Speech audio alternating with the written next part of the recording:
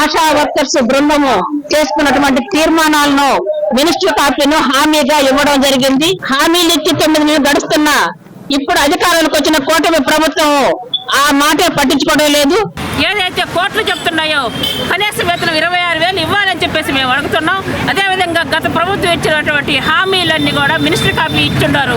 ఈ కాపీని జీవోలుగా మార్చి తెలుగుదేశం గవర్నమెంట్ ఇవ్వాలని చెప్పేసి AP ASHA workers union Nellore జిల్లా కమిటీ నుంచి కోరుకుంటున్నాం. గత ప్రభుత్వంతో కుదిర్చిన ఒప్పందాల అనుసారంతో ఈ ప్రభుత్వం జీవోలు ఇవ్వాలని చెప్పి గత 6 నెలల నుంచి మేము కోరుతా ఉన్నాం.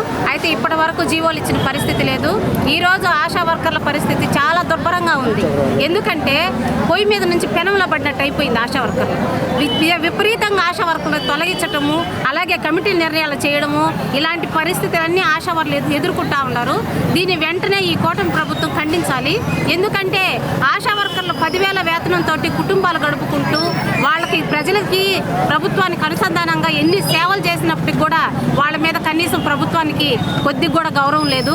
దయచేసి మాకు ఆశా వర్కర్స్ యూనియన్గా మేము చేసిన డిమాండ్లను వెంటనే అమలు చేస్తూ ఈ ప్రభుత్వం మరింత మన్నలను పొందేటట్టుగా మాకు ఈ జీవోల్ని వెంటనే అమలు చేయాలని చెప్పి కోరుకుంటా ఉన్నాము. కంచుపాటి విజయలక్ష్మి, ఆశా వర్కర్స్ జిల్లా అధ్యక్షురాలు.